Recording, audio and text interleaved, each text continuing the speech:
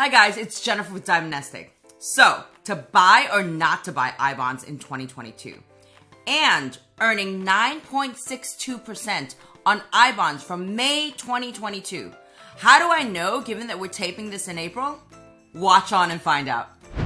So, I've loaded up on I-bonds in our personal portfolio the past few months. I-bonds are currently yielding 7.12% on an annualized basis.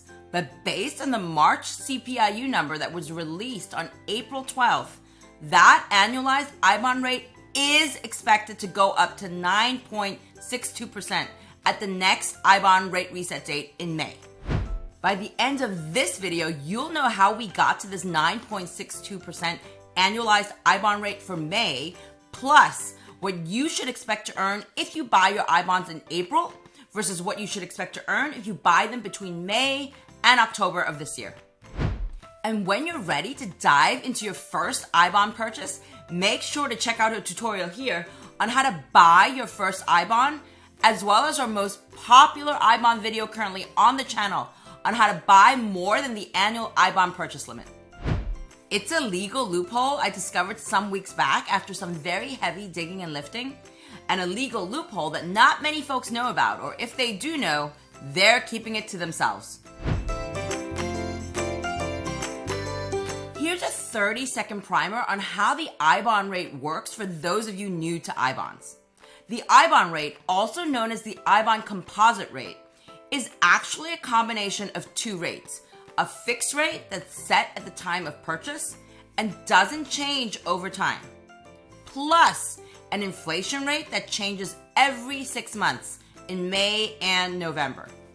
This semi-annual inflation rate here is multiplied by 2 to get to this annualized 12-month yield of 7.12% for all I-bonds purchased through April 2022.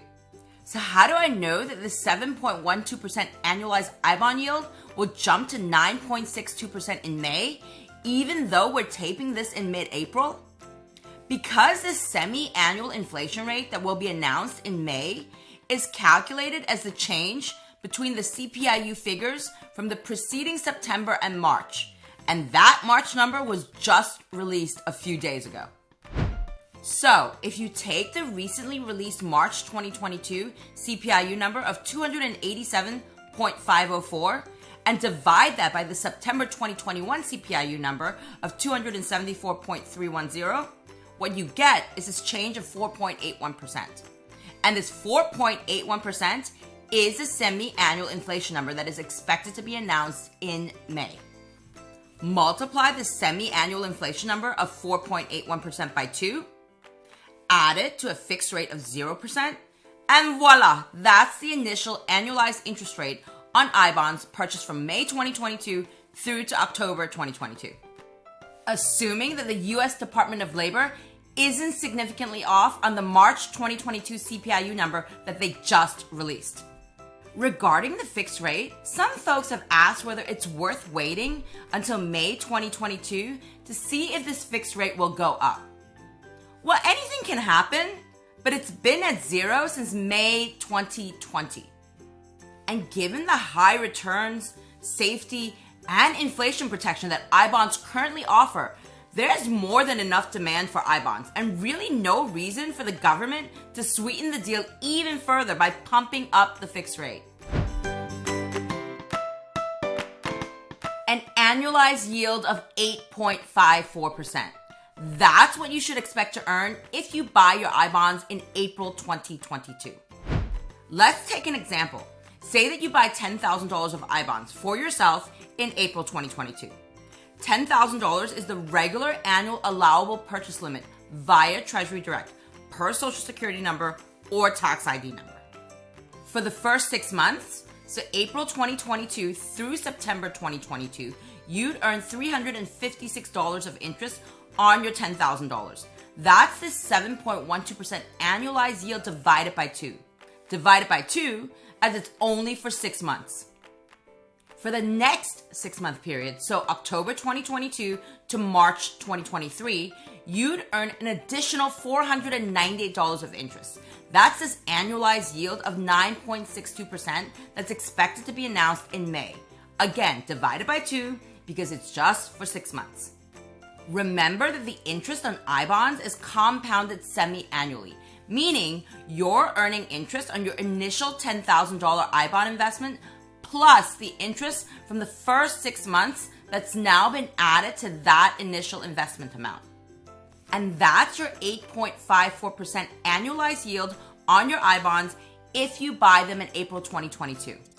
You basically grab both the current 7.12% I-bond rate as well as the expected 9.62% I-bond reset rate in May. 2 things to keep in mind here if you're seriously considering buying your I-bonds in April. 1, regardless of when you buy your I-bonds in April, your I-bonds will start earning interest from the first of the month. And 2, do your best to make your purchase by April 27th or April 28th. Every order I've ever placed, and I've placed a lot, has been processed the next business day. Don't wait until Friday, April 29th to put your order in because it will, in all likelihood, only be processed on the next business day, which is Monday, May 2nd, meaning you should skip to the next section on what you should expect to earn if you buy your I-bonds in May. Because you'll be getting the expected 9.62% annualized I-bond reset rate for May purchases, not the 7.12% annualized I-bond rate for April purchases.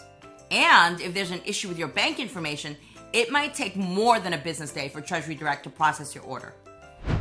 Our step-by-step I-bond tutorial here will help speed up the process of opening your TreasuryDirect account and buying your first I-bond.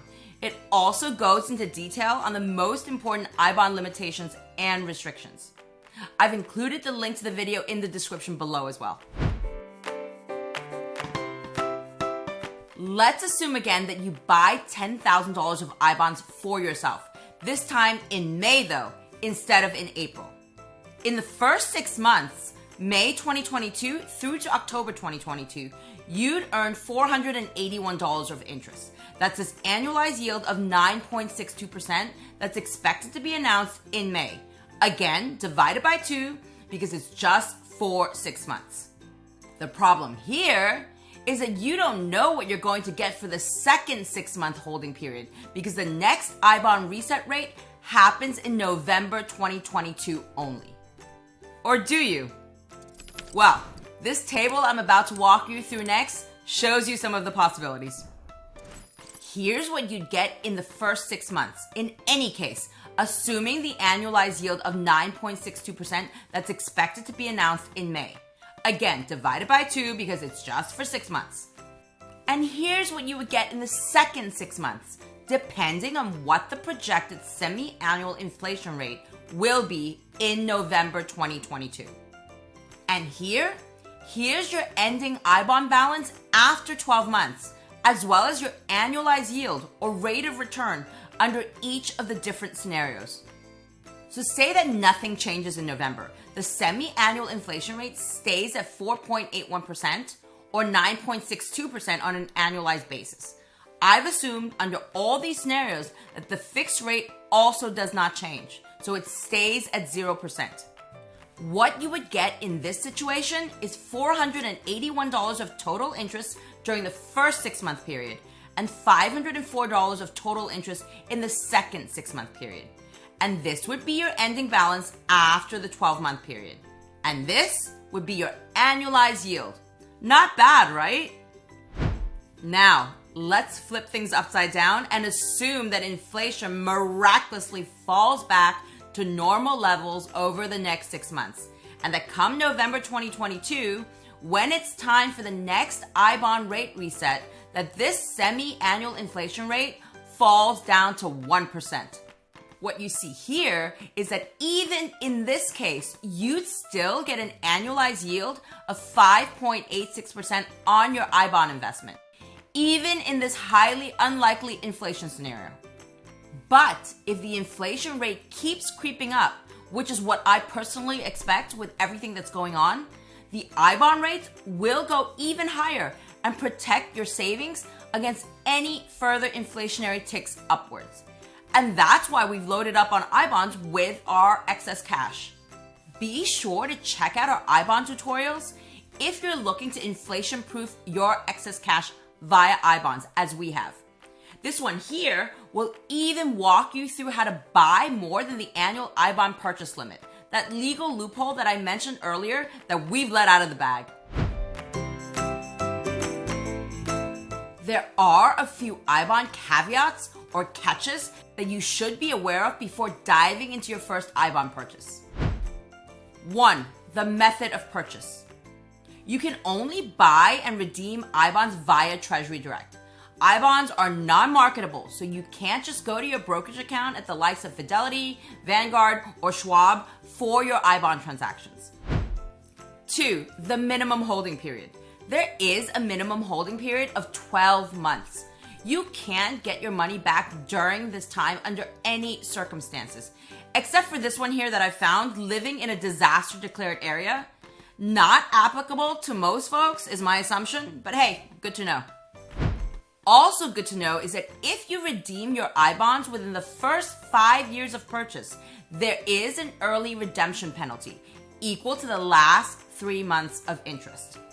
But given that this is where CD rates are at the time of this taping, and this is where high yield savings account rates are, I don't really see these last 3 months of interest loss for an early redemption on our iBonds as such a big deal. But the 1 year minimum holding period, that's something you should definitely take into serious consideration. 3. The purchase limit. The regular purchase limit for iBonds is $10,000 annually per Social Security or tax ID number via TreasuryDirect. You can also purchase up to an additional $5,000 of iBonds each year with your tax refund. The purchase limit via this method is either $5,000 or up to your tax refund amount, whichever is less. If you're looking to buy more than this combined annual iBond limit of $15,000, then be sure to check out this video here. It walks you through that legal loophole I mentioned earlier, which might be able to help you increase your annual iBond purchase limit in 2022, just like it helped us. 4. The method of taxation. iBonds are exempt from local and state income taxes, but not from federal income taxes. Interest payments are typically taxed at redemption, though, for iBonds. 5. The interest floor. iBonds have an interest floor. The interest rate on iBonds will never go below 0. That's the government's promise. So, here's our step-by-step tutorial again if you're ready to dive into setting up your TreasuryDirect account and buying that first iBond. And here's the one on the iBond loophole that allowed us to buy more than the regular $15,000 annual purchase limit for 2022. Take a look and see if it might also work for you. Good luck with your iBond purchase or purchases, because we're huge iBond fans right now here at Diamond NestEgg. And do hit that thumbs up, and if you want to be the first to know if or when we plan on selling all the iBonds we've amassed in our personal portfolio, or if you just simply enjoyed this video.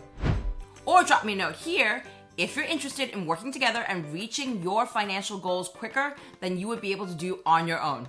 See you next week with another money-saving, wealth-building video.